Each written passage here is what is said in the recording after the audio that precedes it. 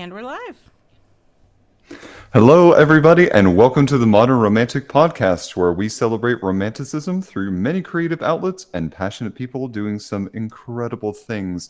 Hi, I'm fighting evil by moonlight, winning love by daylight, never running from real fight. I'm the one called Trey. Hi. You can find me at Orpheus on most social media platforms. And I am joined by my co-host, Emily. Hi, Emily. Hi. I did not think to come up with a rhyme or prose or rapping or anything. So I'm just Emily today. And we love that. We love every day you are Emily, and that's what I respect about you, is that you are always Emily. I'm keeping it simple. Thank you. Keeping it real. Keeping it real. Speaking of prose and some really incredibly epic poetry and prose that has been written from brain onto the page, I would like to introduce our guest today. Emily, would you mind introducing our fantastic author today? Yes, we have a fantastic author today and poet. It's someone who is hailing from the Netherlands, the author of Endymion or the State of Entropy, Kurt R. Ward. Yay, welcome. Thank you, guys. It's lovely to be here. I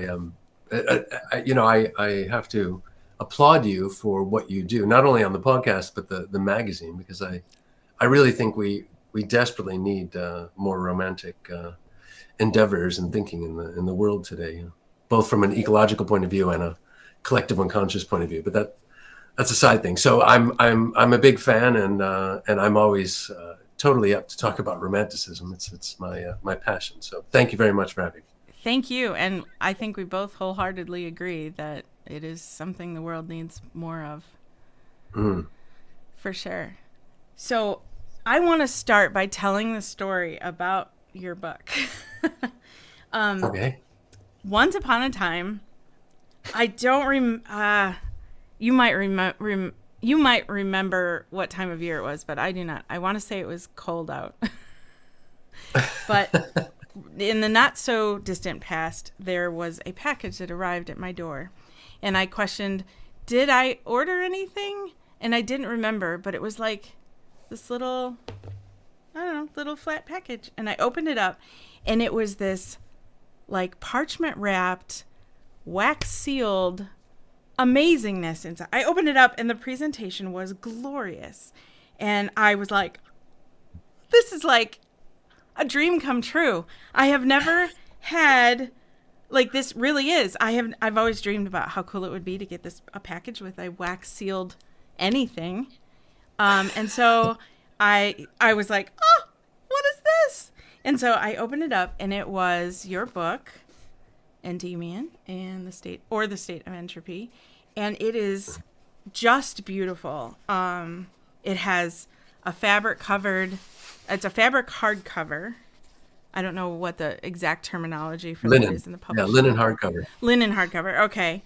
And it is, it has illustrations, and it is just, and I love that you signed it. That is so cool. So I feel like I have a treasure, and of course I'm going to keep it always. And so first of all, I'm just going to encourage everyone to go out and find a copy of this, because you'll want to just have this treasure. Plus, and of course you should read it too. That is probably the most important part. But to have such a cool thing is incredible. So. Oh, thanks. But of course, the one I sent you is one of the limited edition hardbounds. Yes, which I did notice that too. Yeah. It was 250 copies I produced. I have a couple left, but I actually designed the whole book based on that version, which has gold embossing on the top.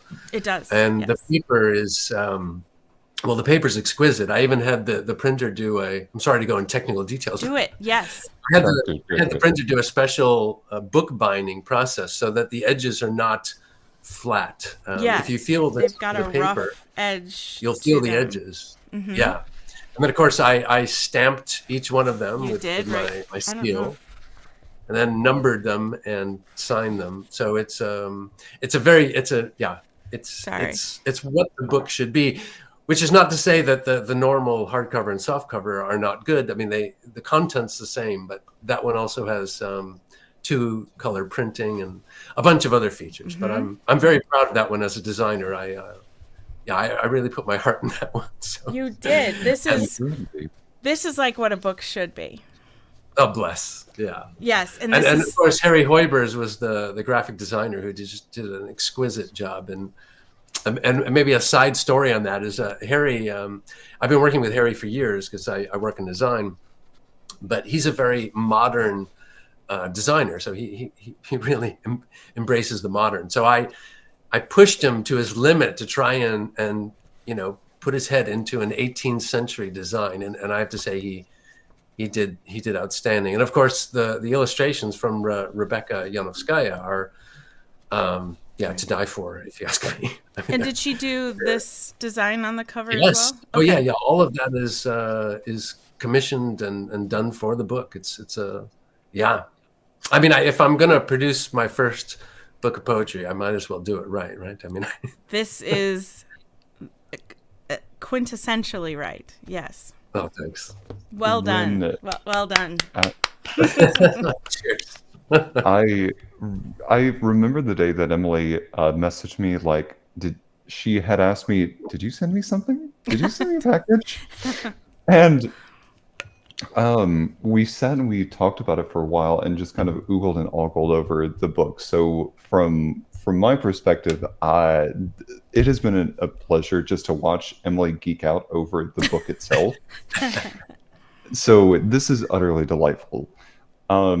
How the premise of the book, as far as I understand, is the character Endymion trying to wake himself up, or trying to return from the world of sleep, and it's half an epic battle and half kind of a psychoanalysis of himself. And before we dive into like how you came up with the concept for your book and how you structured it, my first question is, how did you get into writing, and how did you come to be an author? Oh, that's a great question. I should say, how do I answer that? I guess I got to go back. I'm an avid reader. I've been reading, ever since I could read. I've always had 3 books, running at the same time. Everything from philosophy to Victor Hugo to comic books to graphic novels. The Sandman is a heavy influence on me. And but I was a very rational. I'm going to say I was a very rational child. I was very much in my head most of the time. Now fantasy also as well. So I don't want to paint a dark picture of it. But let me just say I was a very rational child. Now, when I went to college, I grew up in Cleveland, and I went to college at Baldwin Wallace College in Berea, Ohio. And to be honest with you, I never liked school. I was never good at school either, because I was more interested in the books I was reading than what was being taught. I'd rather read Plato than listen to books, but that was just my thing. But when I went to college, I discovered the college radio station, and the college radio station was in so many ways an inspiration for me. Not only for it helped me to become more social. It helped me in my business skills. I became the general manager. I did news. I did jazz show. I did the morning show. I lived my life in the college radio station. And if it wasn't for the college radio station, I don't think I would have stayed in college, to be honest with you.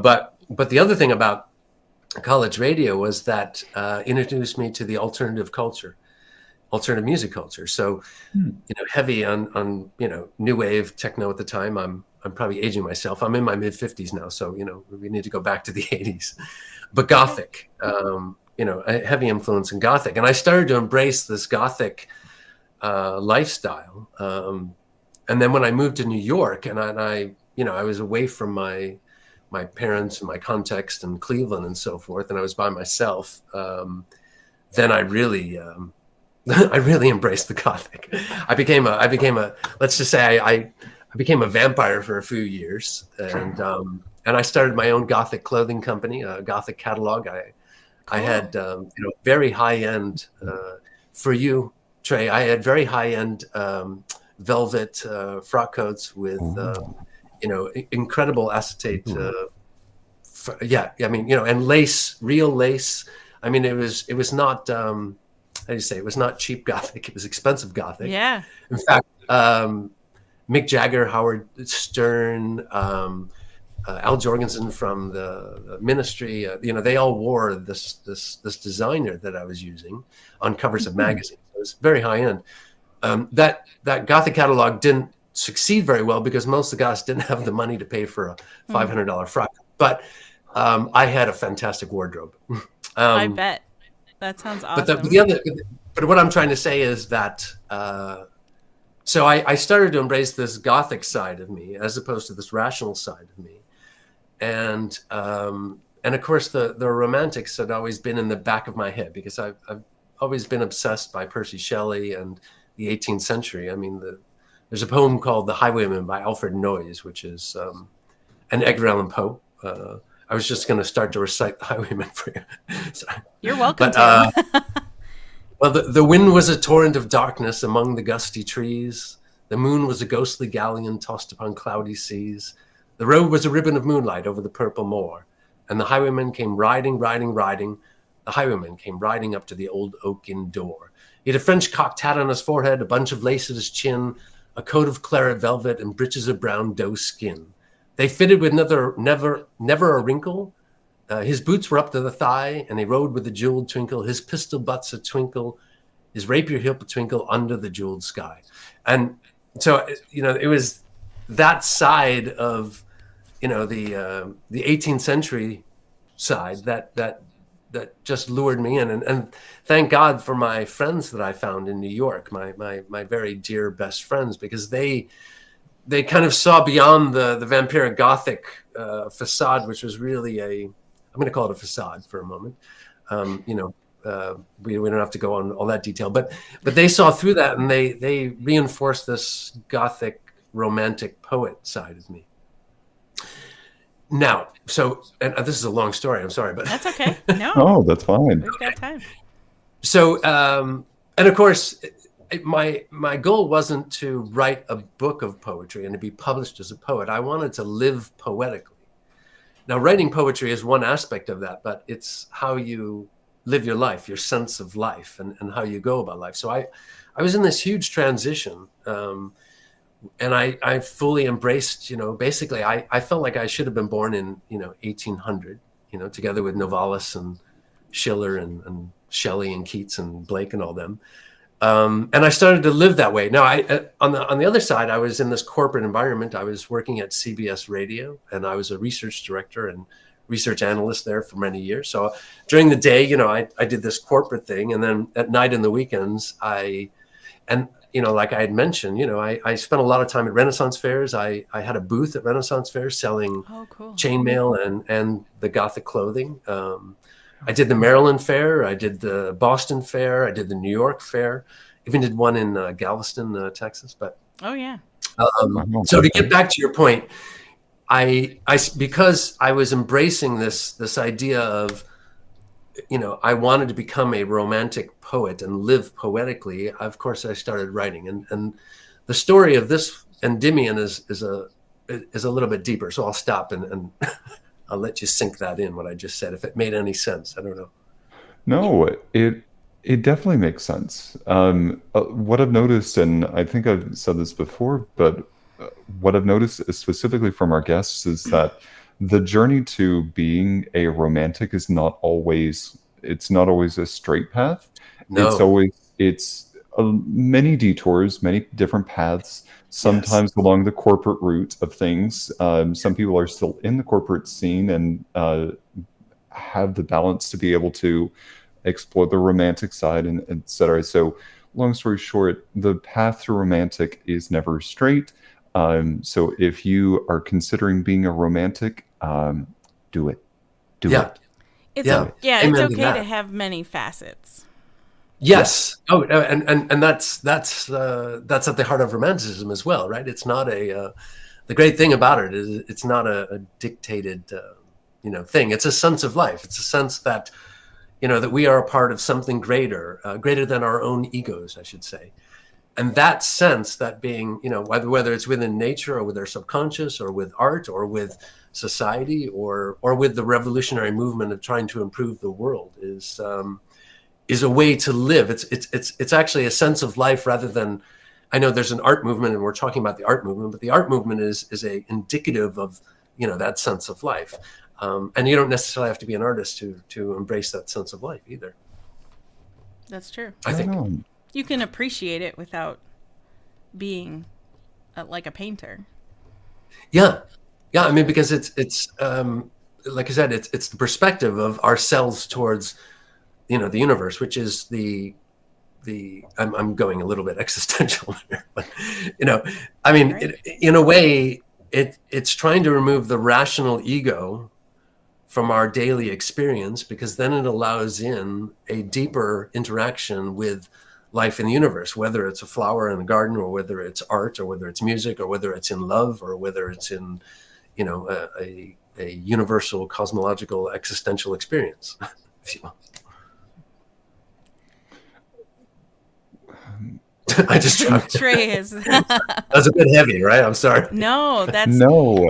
We are constantly trying to educate people what romanticism is, because so many people equate it with romantic love, and because the root word is similar, so we find that it's a pretty constant education. Even our opening credits kind of are like the stream starting soon screen before we go live on our live streams educates people about romanticism, so they don't go into this thinking we're going to talk about dating. Right. Yeah. I mean, don't get me wrong, I do like myself some fun romance novels, but not what we're talking about. It's way more than that. That can be a slice of it, but I think that's something that a lot of people sadly miss out on because of it too. Yeah, it has a bit of a bias. I could say that, but then I don't know if you want me to move into the next part, which was then how Endymion came about, because I'd written a number of odes and ballads, shorter pieces, and there's this letter from John Keats to his brother, where he talks about if you're really going to be a true poet, you have to do something epic, something large. So I took that on, and so I decided to write a larger epic. And in this case, I chose to do a lyrical drama, which sounds complicated, but in essence, it's an unacted play. So in other words, there's no scene direction in it. So it's dialogue between characters, and in my case, I did it in poetic meter. So Ezekiel's Prometheus Bound is an example of that. Goethe's Faust is an example. Of course, Shelley's Prometheus Unbound is another great example. And of course, and what I was thinking about doing at the time, the reason for it was I was going to try to do something around platonic love, free love, which was going to be my answer to Percy Shelley's Epipsychodion, which is his tract on love. And I've always been obsessed with the moon, and of course the mythology between Endymion being in love with the moon, or the moon being in love with Endymion in sleep, was just a perfect match. So I said, okay, I'm going to use that. But because I had never attempted something large scale, almost as a novel in a sense, it needs to have sequential things, and it's not just not just an expression of let's say an experience in a poetic form. It actually has to have some structure. I made a very critical decision, and that was, I wasn't going to start linearly. I was going to say, okay, line 1, act 1, here's what happens. Mm-hmm. I said to myself, I'm going to put this at the back of my head. I'm going to park it, and over the next couple of months, I'm going to, basically collect ideas or lines and write them down. And then when I get enough of it, then I'll go in and try to work it and get some structure out of it, because then I'd have some substance to work with. Now, little did I know that was an incredibly important decision that really changed my life, to be honest with you, because what happened was I don't know about you, but I always have 2 or 3 things going on in the back of my head. I'm Yes. I'm not very sensitive. Mhm. To you. I mean, I've got Beethoven's Seventh going on. I'm talking to you, and I'm thinking about the book, and I've got my next book coming, and it's just how I work on many Yeah. levels. Now, when I'm walking down the street, or when I'm in a park, or when I'm in nature, or even just doing chores, and usually playing piano or gardening, I tend to I can zone out, let's say. And when I say zone out, I mean not consciously say, okay, I need to think about this. Just let things happen randomly. So what happened was I would always carry a notebook with me and paper, and I started capturing these lines and ideas over 3 months. And then the craziest thing happened, which was I was in southern Massachusetts, outside of a restaurant at around 10 o'clock at night, and the moon and the scene and the ambiance and everything, it was electric. It was magic. I felt like I was walking into a fairy tale at that moment when I was outside, and not with the intention that it would be, but just it was like, wow, I was just overwhelmed by it. And there was this tree across the street, a 100, 200-year-old huge oak tree, which felt surreal to me. It felt I don't know how to express it, but it stood out and was almost like I was watching a movie in life. It was magic. And then I started to hear this line, and the line that I heard, I felt like I was being spoken to. I was not saying the line, if that makes any sense to you. Mm-hmm. Mm-hmm. And it felt like the tree was speaking to me. And it turned out that line, "Eternity rests for none," was something that I had, written down like 2 months ago before this. And, I should preface this by saying that when I was writing down all these lines, they all sounded like gibberish to me. It all sounded crazy. I didn't understand most of what I was writing down. I mean, I did not critique it. I did not analyze it. I did not perfect it when I wrote it down. I just let it there. Mm-hmm. And that was another critical decision. So when I had this experience with this, in this case, the tree, I had this sudden realization that, wait a minute, this was a line that came to me, that was spoken to me 2 months ago. And I started to feel like, wait a minute, this is a prophetic thing. In other words, the lines that were coming were indicative of a esoteric experience I was going to get, or a transition. Does that make any sense to you? Am I making? Mm-hmm. Yeah, Mm-hmm. we're following. Oh, good. Yeah. So that was I was surprised, shocked, and a little scared by that. After a few months of embracing that, then it got pretty crazy, because then I was literally talking to the moon, and Diana's face was in the moon talking to me. Hermes appears in the clouds and is talking to me. I hear voices from behind talking to me. And now, mind you, I didn't express this to anybody, because I really felt like I was kind of going mad, or I was being schizophrenic. I mean, how do you tell somebody you're having a conversation with the moon? Especially in the 20th century in America, in this case. So what I'm trying to say is that the book came about because, in essence, I was letting these archetypes, these universal archetypes, through my subconscious, come through me, not being suppressed by my ego. And now there are many lines in the book which I could take credit for, of course, because I spoke them. I mean, Endymion's line. But the reality is I can't really take much credit for many of those lines. I mean, it was my subconscious speaking, but I didn't consciously write them, if that does that make any sense? So I feel like It does. I mean, I can't take a responsibility for something that I didn't consciously create in that sense. I mean, I think that there are, like, as an author, you are always going to be the conduit for your character's lines.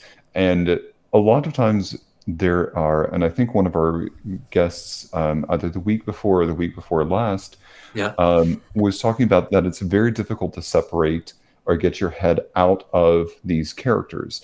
It was Tom Blomquist was talking about how it's very difficult to separate yourself from your characters, and they're always going to be sitting at whatever your medium is, whether it be your typewriter, your pen and paper, in the back of your head, they're always going to be sitting there. So you as an author are definitely going to be the conduit through which all of your characters speak, what they say, and they're influenced by many, many different things. So absolutely, that definitely makes sense. So I in a way, I can't actually say that the book is fiction. And I say that because having gone through, and there's a pinnacle point which I probably need to tell you about, which where it all comes together in Act 3, and where I really experienced it in Rome in the cemetery with Keats. But in retrospect now, and it's still taking me 30 years to figure out what happened, to be honest with you, and what that was all about. I mean, at the time I had no idea what was going on. But now in retrospect, after reading Carl Jung and a number of other esoteric writers and other things, and William Blake and things, that it appears to me that what was actually happening was that I was, these archetypes that are existing within us are universal. They're in our collective unconscious. So I don't think, to be honest with you, I don't believe in this case, it being a fictional character of Diana. I actually believe that the energy of Diana, the energy of Zephyrus and Zeus, and I used Greco-Roman mythology in this case, but it could be any mythology that you were using, whether it's, Christian mythology or whether it's, Nordic or any others. But I think the thing that I hit upon by doing this in a subconscious active imagination way, if you will, was connecting to these universal archetype energies, which I think are in all of us. And maybe I should preface this with, because now I can say this, and I sat on the book for 30 years. Oh. Actually, I sat on the content for 30 years. Yeah. All these, I had hundreds of pages. And around, I think it was around 2015, 2009. Anyway, about around 15 years ago, they finally published Carl Jung's Red Book. By the way, how are we doing? I feel like I'm talking too much. No, you were good. No, you were totally fine. Yeah, this is great. Have you ever read Carl Jung's Red Book? Have you heard about it? No. Mm-mm. Okay. No. Yeah, it's a very rare thing. But so Carl Jung, being a premier psychologist who spent his life trying to decipher and uncover the unconscious and its impact on us. And it turns out that in his critical stage, where he had a huge transformation in his thinking, where he broke off from Freud, he had started to do what he called active imagination, which is a lot like what I was talking about before, which is trying to shut off the ego and let the subconscious speak through you. In a way, you could say it's almost like ghostwriting. I mean, Victor Hugo did that. I mean, I'm sure there's many other forms. I'm not trying to say this is the way, but this was one example. And the Red Book was his way of literally, he was dealing with his, he was having an interaction with his subconscious on a confrontational level in order to come to terms with his rational self and his subconscious self. It's a magnificent piece of it's amazing. I mean, and it's rather unique. I mean, in a way, it feels like St. John, the Baptist, or Thomas Aquinas. I mean, it has these. It's a very mystical, esoteric work. Now, he purposely didn't publish it because he knew that if he published that, they would think he was crazy, and they would not accept his rational explanation of psychology. So he kept it under wraps. Now, fortunately, the Carl Jung estate let them publish it just 15 years ago. And this is, around World War I is when he started writing it. So it's quite an old document. But when I read his book, I started to realize that, wait a minute, this was not a, unique, almost crazy Kurt experience. This is actually, other people can have this. Therefore, there's some universality to it. And that gave me the courage to publish it, because before that, I would not have dared publish it. It's pretty weird. I mean, let's be honest. Who publishes a lyrical drama about mythological characters in the Battle of Subconscious in 2023? I mean, it's not exactly common. New York Times. No. So, but and then a great thing happened, which was COVID. To be honest with you, not because of the experience, but because the lockdown gave me a year to, really, I just locked myself in this room in my sanctuary. I had my papers and walls, on the walls everywhere. And I started to piece together what happened to me then and all those remnants of lines. and then I published it. It was a long story and maybe complicated. Sorry. Did you find that after that long of a time, you had lost touch with some of those thoughts and feelings and words that you wrote then? Did they seem familiar to you at all, or were you able to reconnect with them easily? Yeah, I mean, so on the one hand, they're incredibly fresh and all there, but on the other hand, like I said, I didn't understand them all, and I still don't understand them all, to be honest with you. And by the way, I've had some amazing reviews from some people who have said, they don't understand this book, but they love it. And I feel like that's the greatest compliment I could get, to be honest with you, because I'm still trying to decipher Goethe and William Blake myself. So I appreciate that. But also during that year, I was reading 3 to 5 books a week, buying all kinds of new books. And I had the greatest time. I love doing that. And you'll notice there's a very large appendix at the back of the book, which is me trying to, decipher what this happened and put it into context and give it some meaning outside of, let's say, my own misinterpretation. So, writing it was a whole other, putting the final thing together in 2000, last year was, the year before was an amazing feat, besides the design aspect, which I enjoyed. Sure. I do have to ask, with a lot of your influences, you've mentioned a couple of authors and poets previously, but in reading 3 to 5 books a week, who are some of the authors that you think influenced you from the books that you were reading? Influenced me for the final version, or influenced me back then? Why not both? Okay, yeah. Well, I mean, as I mentioned before, Neil Gaiman's Sandman series was a revelation to me, because, and I said this to him once. I was at one of those, lines. Actually, it was at one of the fairy festivals here in Europe, and I went up to him and I said, Neil, I just want to say thank you for making mythology relevant to me. And he looked at me aghast, like, how could he be making mythology relevant? I mean, it's always existed, but I, of course, didn't have time to explain it to him. But the truth is, the Sandman series made mythology personal and relevant. In other words, it's not just stories of abstract fictional figures.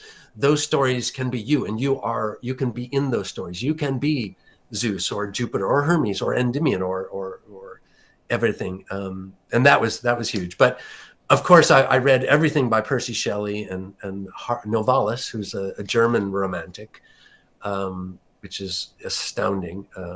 Friedrich von Hardenberg, Goethe, John Keats, William Blake, Thomas Traherne. If you ask me this question, I could probably go on for a couple of days, because I have a million influences. But if you talk about the last publication, or my ability to put together the publication, I would say it's Carl Jung. I had really only read his biography way back then, and Carl Jung and Joseph Campbell, the Hero with 1,000 Faces, those two really helped me make a coherent understanding of things. So that's what I would say. I can see that. From what you said about like the psychological journey, it's interesting, even from just how much mythology tries to, or what mythology does for life to explain certain like processes or things that have happened in the world. I think the same thing with fairy tales as with mythology is that it highlights different parts of the human experience, or Yes. it tries, or it attempts to explain very complex natures of things in a very fantastical sorts of sense, because some of these human experiences feel somewhat otherworldly, or at least that's kind of And like they my are, perspective. I mean, how do you rationally explain the subconscious, the unconscious? You can do it in a rational terms, right? Which Jung did. I mean, you can explain the process from a rational point of view, but that misses the essence. I mean, I heard a line the other day about, and I forgot what it was, but I mean, if you try to give an experience of seeing a picture by explaining the camera, you're missing the whole point, right? That's the mechanism is not the end point. It's not the experience. So I would wholeheartedly agree with you. I think fantasy and mythology are probably the only means by which that we can actually translate the subconscious, the spiritual, the soulful, the real, let's say, sense of life of the human experience. Because in irrational terms, then it becomes very Descartesian. And by the way, I give a lot of speeches, talks from a healthcare point of view and from a design point of view. And speaking about romanticism versus the rational, I mean, Descartes put forward this concept that I'm going on a tangent again. I apologize. No, we love it. Okay. So René Descartes, a brilliant, philosopher, but he put together this theory that basically described man as having mind and body, and the body is a biological mechanism, and he equated it with a clock. So if the clock is broken, you just fix the pendulum, which makes sense from a rational point of view. But the natural conclusion of that is then, animals are then basically, clocks and organisms, and man is separated from animals, which that's first how I got involved with being an anti-Descartian, because I'm a fierce animal rights advocate. And by the way, I'm going on tangents, but in the Netherlands, we don't have a two-party system. There's about 50 political parties, and one of those is the Animal Party, which is so cool. I mean, yeah. Okay, but going back, get on board with that.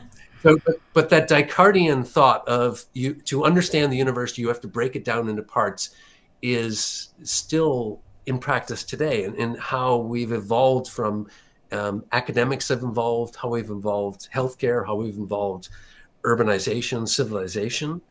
Maybe I'm being too esoteric here, but that is the antithesis of romanticism, because from a romantic point of view, we would see ourselves as mammals, or see ourselves as biological organisms, as part of our environment, as part of the world.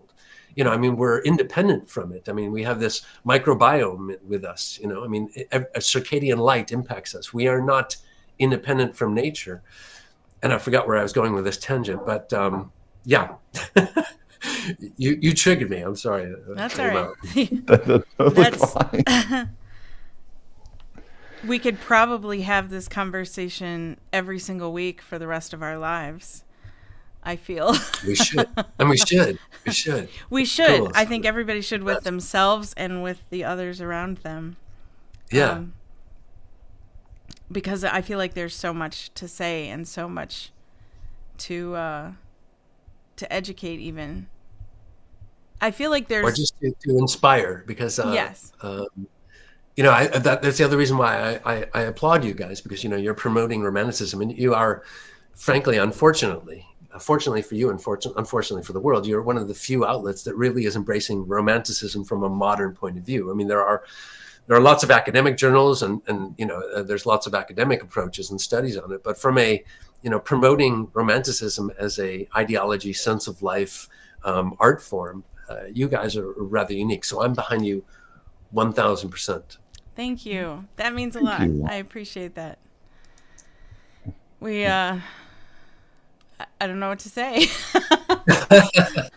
When we started off putting the podcast together, for me at least, it was I don't know, I started the statement thinking I knew where that statement was going to go, and no. That's okay. Good. That means there's something there. That means there's really something powerful there. That's also the thing, if you're able to grasp something really quickly, I find that it lacks a an energy or a value in your own transformation. Where am I trying to go with this? What I'm trying to say is that I think actually it's the struggle that is the alchemical process by which we grow.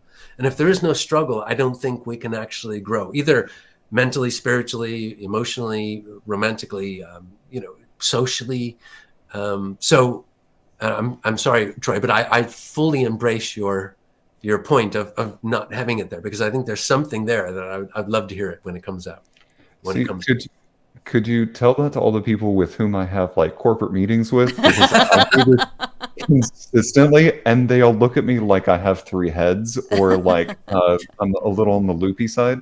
I'm just gonna take that clip and play it for them. Be like, no, there's something there. I just well, and you guys are triggering me, so I love this, so it's great. But I've become a designer over the past 20 years, a creative director at Philips, which I didn't study for. I studied business and communications. I was in radio advertising before I moved to Europe. And what I found was that I actually, to be honest with you, I never knew that design as a competence existed like it does. Because I always thought design was, okay, well, then you actually have to draw, or you have to write, or you have to create a product, right? And I can't draw a straight line for the life of me. But design is a much larger construct. It's a much larger thing, which is basically, in essence, taking abstracts or taking a concept, deconstructing it, finding associations, reconstructing it, and reframing it into something new.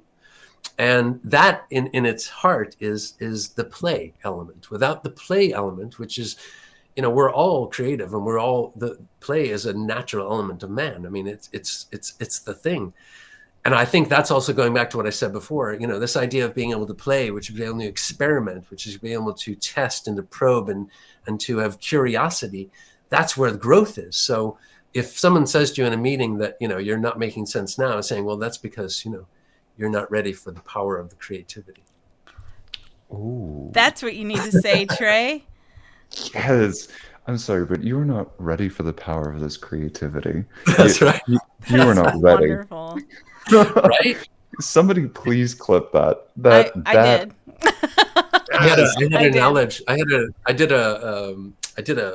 And they did an interview with me once, and I came up with this analogy. I said, if you take a rubber duck, one of those yellow rubber ducks, mm-hmm. Yeah, and you put it in the middle of a boardroom or a corporate room or a corporate meeting, and you put it there, and then you come back in, and everybody comes in. What's going to happen is it's going to spark creativity in the entire team, because our minds are triggered to constantly look at what it expects, and it's projecting what it expects. So, at every moment, our minds and our eyes and our brains are saying, oh, that's that and that's that. I know that. And so it makes a construct. The moment where you put something peculiar in a construct that they don't expect, your mind has to say, oh, wait a minute, how do I make sense of this? And then they start to ask questions like, where did that duck come from? Why is that duck there? Who put that duck there? And then as soon as you get that you start to spur on these creative juices. So maybe that's another trick for you, which is bring a rubber duck, put it in the room before you get in there, and then let them handle it. What's really funny is that I actually write or I design curriculum for the company that I work for. Mm-hmm. So I think this is going to be one of our new warm-up exercises for in the morning. Like, just have a whole list of different morning activities that they can do, and just to get their brains kind of moving in the morning. Just put a rubber duck in front of the room and just have a conversation about. Take them out of a context. As soon as you take somebody out of context, we I have the coolest job in the world, because I get to support strategic partnerships with, Philips, and with healthcare organizations and governments and the Red Cross and all over the world. And what I find the best, let's say, way to do that is we purposely designed our design studio in such a way that you walk in and it doesn't feel corporate. There's an antique Persian rug on the floor that's all scrappy. It's like faded. We don't have, normal desks and chairs. We use stools. And I mean, we design the environment to feel like, you're going to somebody's living room. And so when you have corporate executives or politicians or government officials, and they come into this context, immediately they're uncomfortable because they don't, they're wearing their suits in this context. But it starts to open up this idea that, wait a minute, I'm in a different setting, which means I can approach this in a different way. And it's just one of those elements. If you control the experience, you can control the outcome. Like a grain of sand that can create a pearl. Yes. Nice. Love that. To see a grain of sand. William Blake. Kurt, one thing that I do want to ask, because what I noticed about your book is that it is written in this poetic sort of fashion, and it reminded me a little bit of Shakespeare and how most of his plays were written in this kind of poetic fashion, and that he would use prose for very specific instances. Yes. And so from your standpoint, was there a reason why you were going more from like that poetic side versus like straight prose, or any other kind of like literary writing style? Well, Troy, that's a fantastic question. And by the way, just having a conversation where you associate me with Shakespeare is just you won me over already. So thank you. I mean, that's We're big like Shakespeare fans around here. Oh God, yeah. Well, interesting. It's interesting to say that because I, even let's say Shelley in some of his lyrical dramas, and Keats, of course, in Endymion doing it in a different way, but and Shakespeare, I set my task. I set myself a challenge to make the entire piece a not perfect rhyme. It's actually in a what's her name's rhyme? The early Greek poet. What's her name? Only a few works. Well, I forgot her name, but anyway, I'll have to look up my Stephen Fry, the poet lesson. But so it's not in.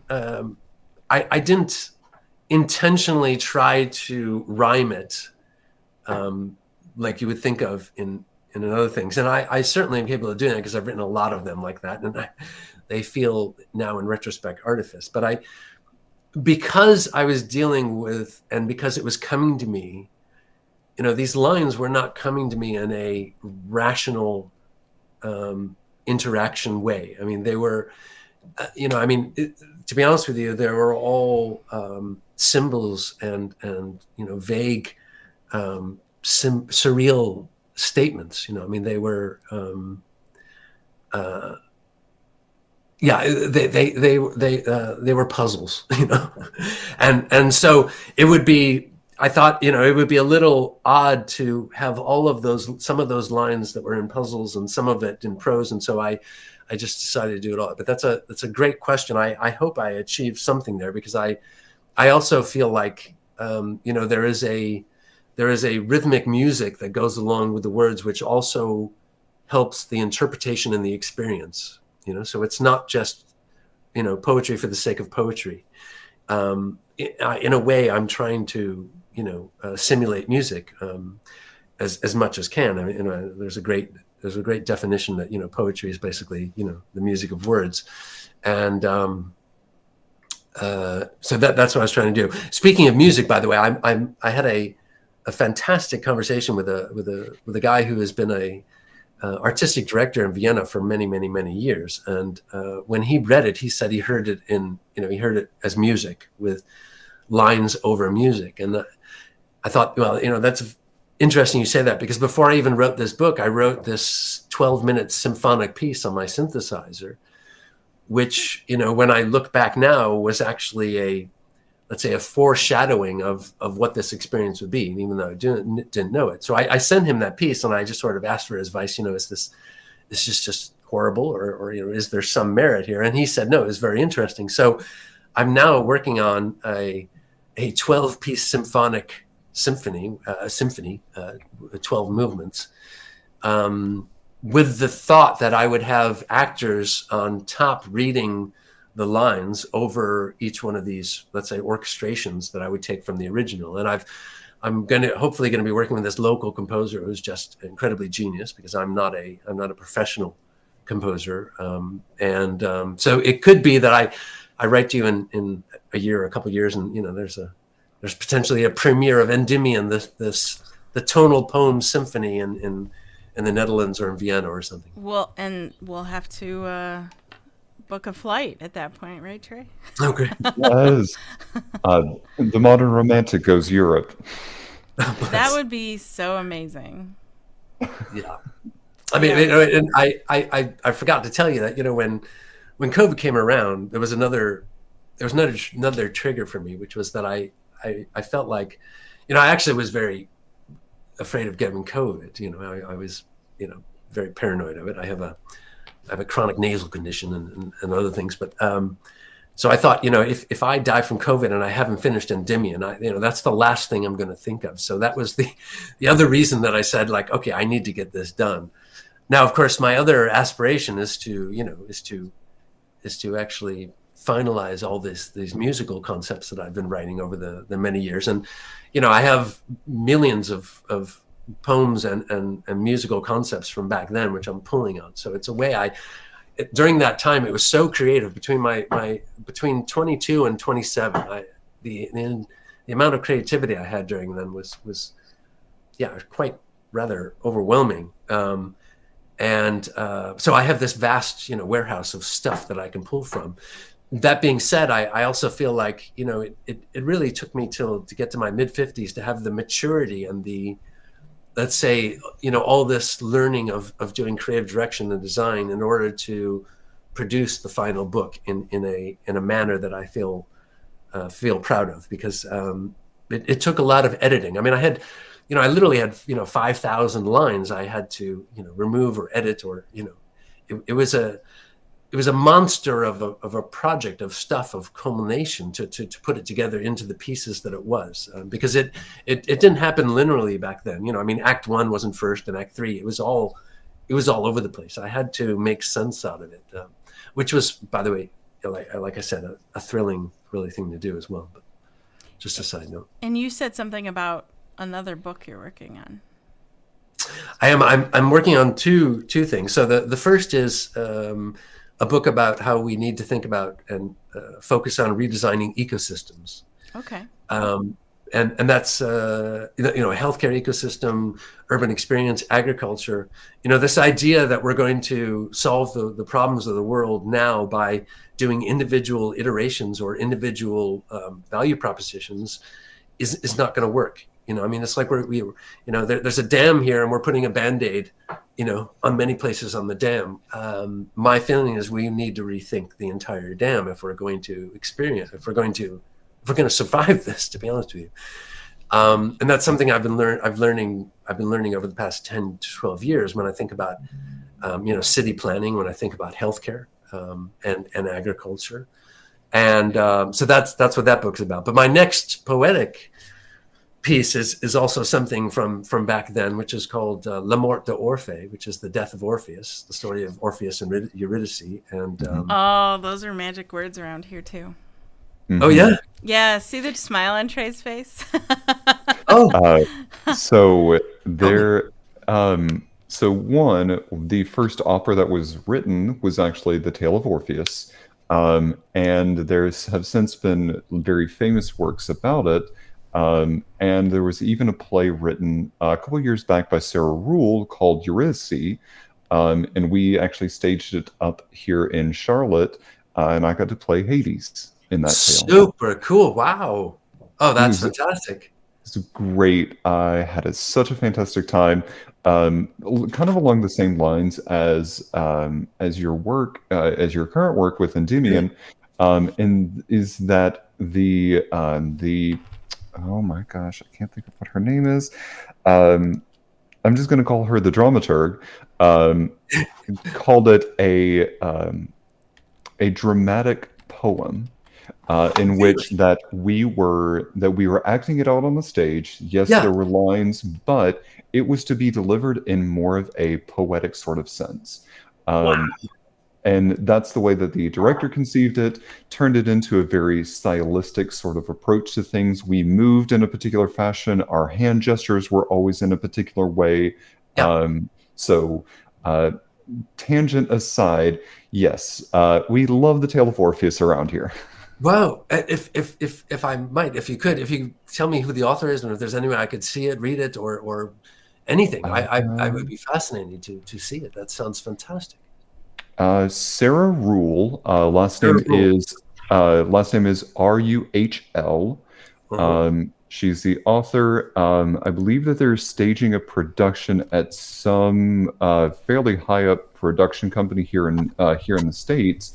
I don't remember which one, but it is a sublime piece of work, and I highly recommend that you awesome. check it out.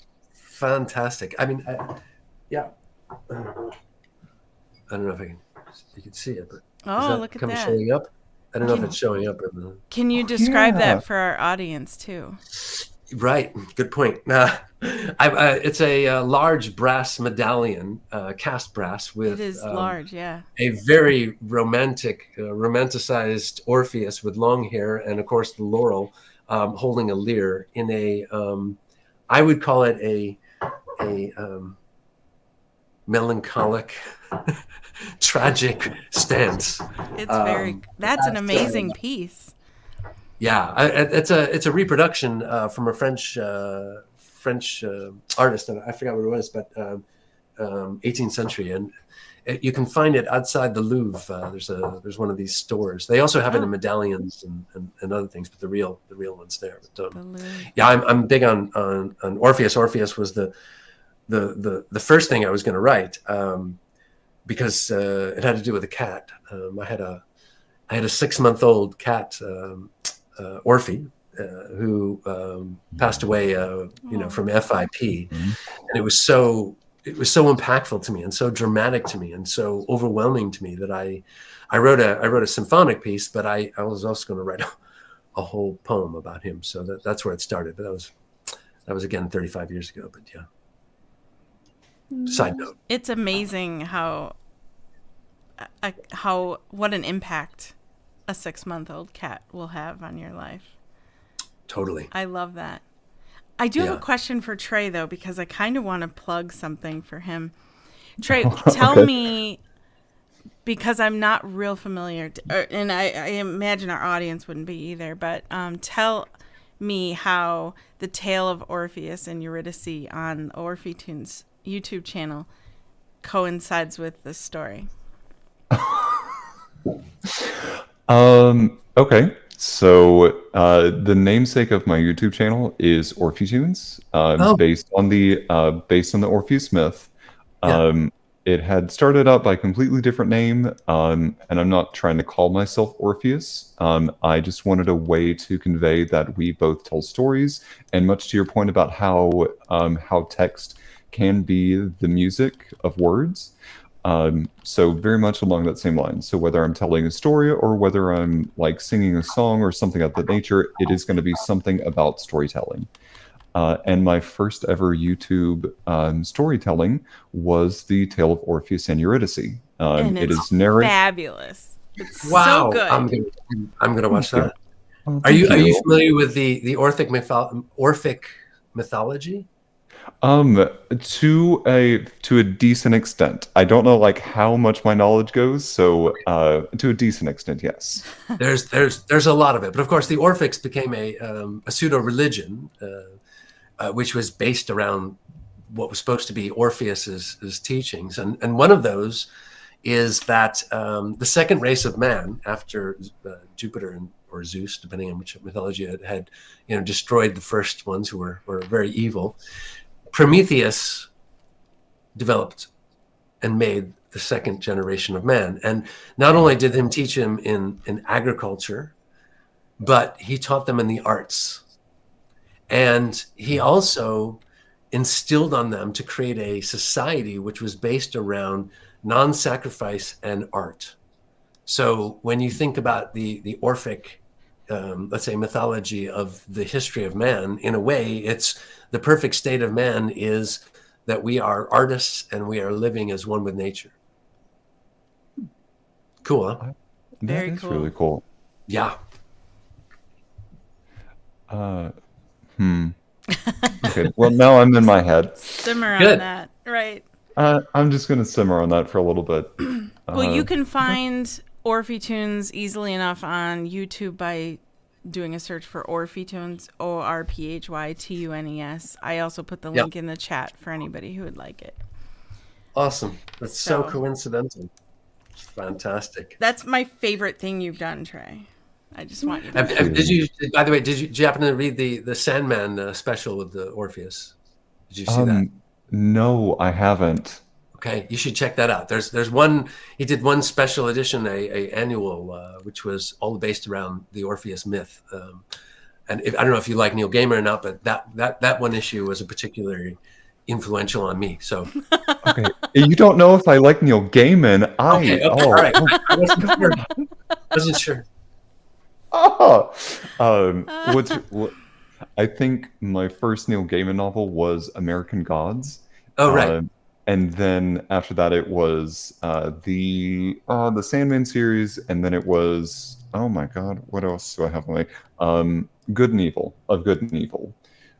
Good Omens. Oh my God, why did I? No, it's good. That was, I mean, it could just as well be Good as Evil as well, because that's what it's about. Yeah. Good Omens, good grief. Well, nope, hashtag fake fan. But check out the and if you can find it, there's one which has a glow in the dark cover, which is super cool. Oh, So if you get the original comic, which you can find probably on eBay, but the original thing is this glow in the dark. Anyway, cool. So awesome. I know on Orpheus.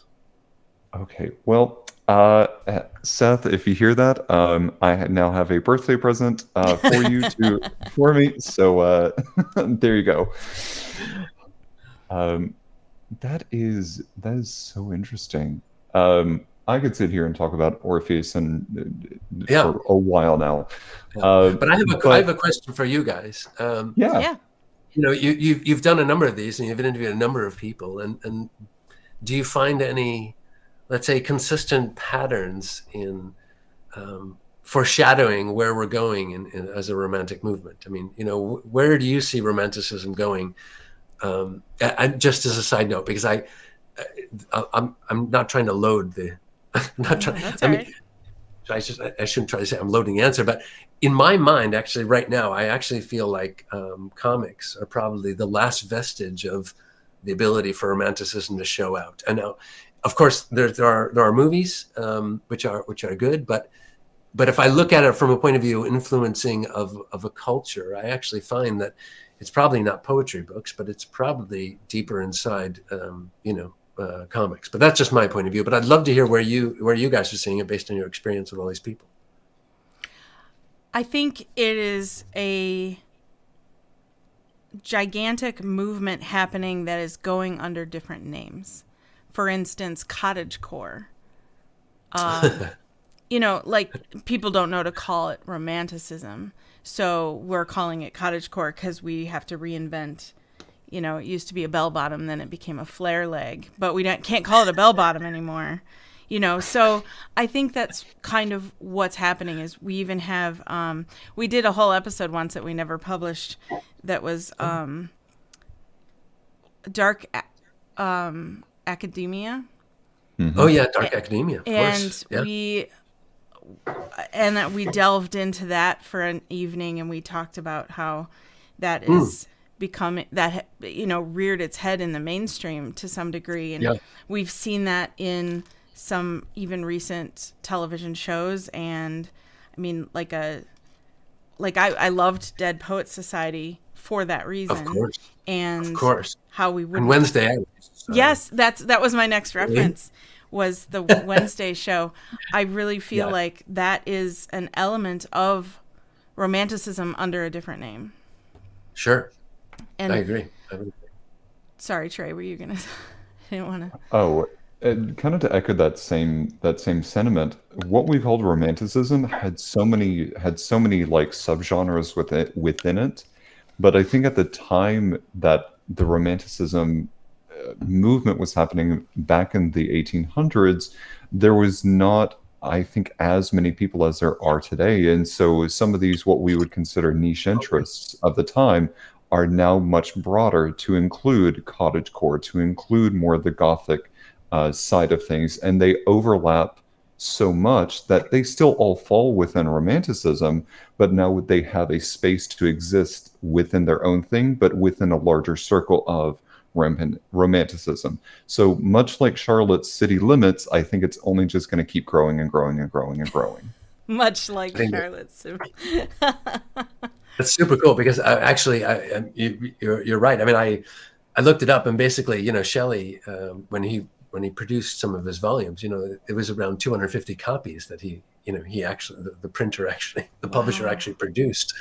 Now Byron, of course, had, a 10,000 run, but Byron is in a different league, and same thing with Keats. So I would agree with you. And William Blake, of course, he never really found a success, and neither, outside of the engravings and other things. So I think there you make a fair point. And of course, they were all ostracized, and society was completely against them. At least we don't have that oppression of society now. What we do have is a society that probably doesn't is a bit too egocentric to embrace it. But that's something that art can change. I was looking through some of the chats, and I saw somebody had mentioned that their father had said something to them. Yes, that's so cool.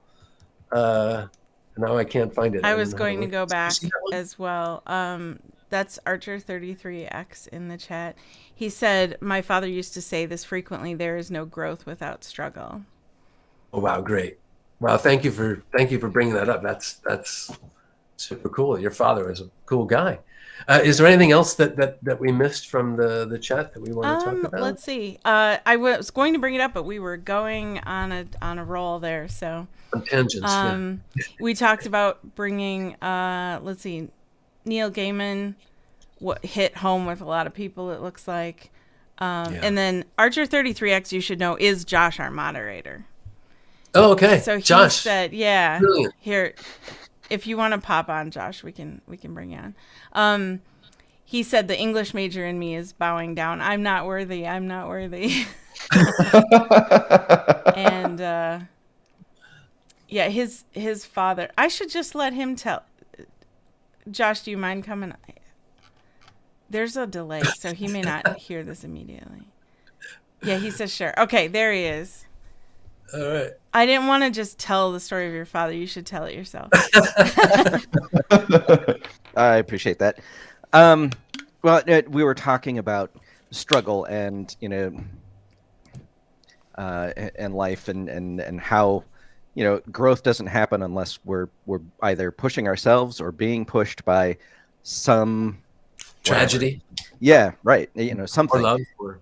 yeah, and my dad, he was an author, he's an English professor. He said it all the time. Life is struggle. If you're not struggling, you're not living. And if you're not struggling, you're not living. You're not growing. Wow. And we heard it all the time as kids. And when we were 10, 12, 14, we're like, yeah, whatever, Dad. Yeah, as kids do. Now that of course we're adults and I'm older and I have kids of my own. Now I get it. Now I'm seeing these things and I understand those lessons a lot more clearly and a lot more broadly than, of course, Dad just being Dad. So when you were talking about that really struck a chord for me. That's super awesome. Thank you. Brilliant. Thank you. Super cool. And speaking of my dad, and my early influences, back to you, Troy. I mean, when I was very, very young, my father used to recite. I have a brother and a sister, and our favorite thing was after dinner, he would recite Poe's Raven to us. And he would do the voice. He would do Nevermore, and it was just super thrilling. So he's probably the one responsible for me becoming a romantic, despite the fact that. Until the day he died, he was constantly asking me to get my hair cut because he never liked my long hair. I ran into that too. I don't have any hair anymore, but I used to have really long hair as well. I heard it all the time, again, from Mom and Dad. Oh, yeah? Yeah, right. When are you cutting your hair? I don't want to. Yeah. No. Right?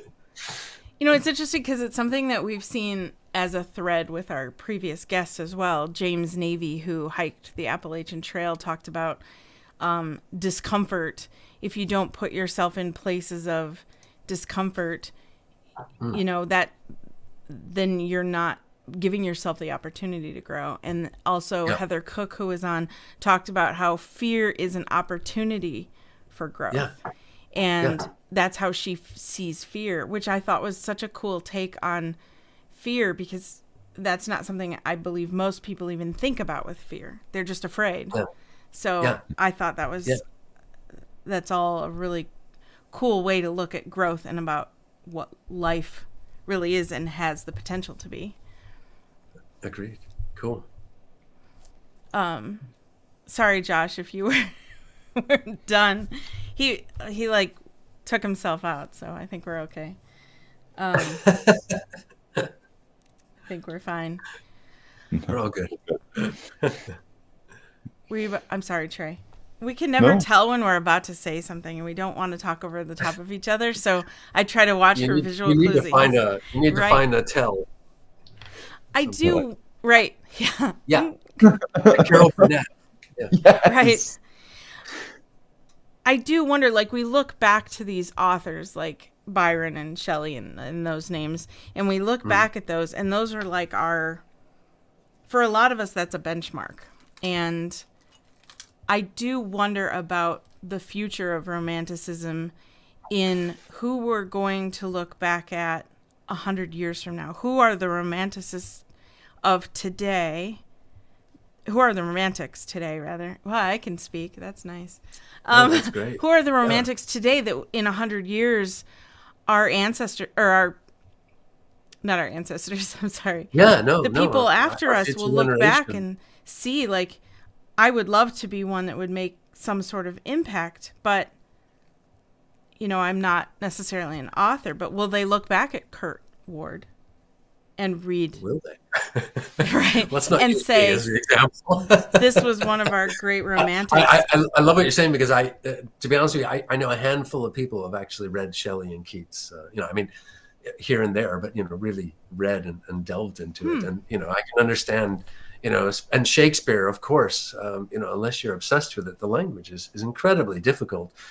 And what's startling, which I thought was startling, was the rise of social media and the, let's say, illiteracy that was happening. But funny enough, within a particular audience, especially in social media, there's an incredible rise in reading the Romantics and reading, great novels. So that gives me great hope. I've also seen a rise in esotericism recently, which I also find incredibly encouraging, because I think, to be honest, I'm getting on my bench again. That's okay. What am I, my preacher's stool? What am I talking about? No, but you can't change the world unless you can change yourself. And if you don't know yourself, you can't change the world. And I think one of the problems with humanity is the reason why there is evil or oppression is because they haven't taken the time to truly understand themselves and understand their nature in relation to the universe. So I find the rise in esoteric thinking, from whatever angle, incredibly encouraging, because what it means is that people are starting to try to understand who they are and what they believe in. I mean, I don't just mean Wiccan. That's great. I'm fantastic. Wiccan, blessed be. Pagan or Gnostics or Christians. Whatever it is that is going to help you understand yourself in relation to the universe is fantastic. I just find that, unfortunately, I think in our schools, and that happened when I was growing up as well, in our schools and in our educational processes and in our academics and in our cities and our societies, this whole side of experiencing life and getting to understand yourself is being suppressed, especially with, if you start to say, I'm starting to question my relation to the universe, what are they going to do? They're going to put you on opioids. But that's natural. Our natural state is to try and understand ourselves in relation to the universe. That's what it means to be human. I'm preaching again. Sorry. No, in fact, Josh in the chat said, "Preach on, brother Kurt." Oh yeah. I from recently, like growing up with the very inception of social media for me, there don't get me wrong, I like social media for what it is, and I think that it helps in a variety of ways. But for many times, I look at it like it's a distraction for so many different types of things. And when I look at how we use it today and what is its intention, I I think that it's kind of interfering with some of that. But over probably the last like 2 years, thanks to COVID, especially with TikTok, that has Mhm. been the place that I've looked at where I see the most amount of conversations with people, Mhm. engaging in a dialogue that is not just baselets. It's not, oh my God, dude, like my hair up like this or down like this. It's it's becoming a much more fluid sort of conversation of I'm engaging in this kind of problem and I want to talk it out with other people who want to actively engage with me on this specific issue. Yeah. What are your thoughts? And Yeah. it's not just an attack, it is an engagement of asking a question and asking for genuine feedback on the matter. And that's what I love about TikTok is that Mm. once you find your community, you have got your community. I mean, I'm totally aware of the let's say the bullying aspect of it, but I experienced bullying in real life when I was growing up as well. But I don't know how I would have turned out if at the age of 14 I had found other people who were obsessed with Shelley or Keats or whatever I was into, because you just back then you were just you were in isolation. In Midwest America, at least for me. Some people might be more luckier and have have been able to found peers with the same interest. But I had one friend, and we had one area that we explored in. But that was that. So I'm with you. I think there is a huge possibility for people to find their sub communities in there, and as long as that overweight of the other thing that doesn't get in their way, I think it could be good. Absolutely. Well, Kurt, I have to say that this has been a truly incredible time having you on our podcast today. I really have enjoyed myself, and was not expecting like the conversations to go in the directions that we did, but I'm so thankful they did. Oh yeah, I I have a lot to think on, is what I'm trying to say. me too. Super cool. No, it's a pleasure. Again, I can always talk about romanticism, life and meaning, and art and existentialism, and it's what matters to me. I mean, as you can see, I'm a little obsessed about it. Yeah, but I love it. No, I was surprised you didn't ask me about my busts. I was going to, but I was going to wait till off the air because anybody who's just listening can't see what we're looking at. So oh, bless. Yeah, but I can let me at least explain that I have reproductions, by the way. Yeah, go for it. None of them are really antique, but I have John Keats' death mask. I have William Blake's death mask. I have a very hard to find modern reproduction of a Novalis bust, Friedrich von Hardenberg, a Schiller bust, and I also have, of course, 2 reproductions of oval miniatures of Mary and Percy Shelley, which are, like say they're not the originals, but they are hand painted, and I can't do without them. Not to mention my library with the complete works of Shelley and Blake and Keats and Novalis. So I finally created my inner sanctum together with my William Morris wallpaper of Scarlet Pimpernel. I love William Morris. I bought a bunch of William Morris fabric because I wanted to create my own clothing out of it. Oh, super cool. Because I thought, how cool would it be to have like a shirt or something out of that like normally it would be on a pillow maybe or a absolutely wallpaper, but I wanted to wear it. Yeah, and you know, they did make fabrics, right? I mean, the yeah. Morrison Company, of course, don't exist. And Harry Clark, I don't know if you know Harry Clark, the illustrator. Vaguely. Yeah, but if you look up Harry Clark, you know, 19th century Irish, there's a lot of Faust. When you look up Faust illustration, he usually comes up with that. He's like Edmund Dulac, but I don't know why I'm telling you this, but you know, he actually created fabrics, which I thought that would be super cool. Yeah. And Takato Yamamoto, also, who's a contemporary Japanese artist, a lot like, you know, Vampire Hunter D. I don't know if you know them, but yeah. Anyway, if you look up Takato Yamamoto and a dress, I mean, they've made dresses out of his patterns, which are just super exquisite. If I was a girl, I'd be wearing those. That's super right up my. I'm going to look. Also, I'm a girl. Yeah.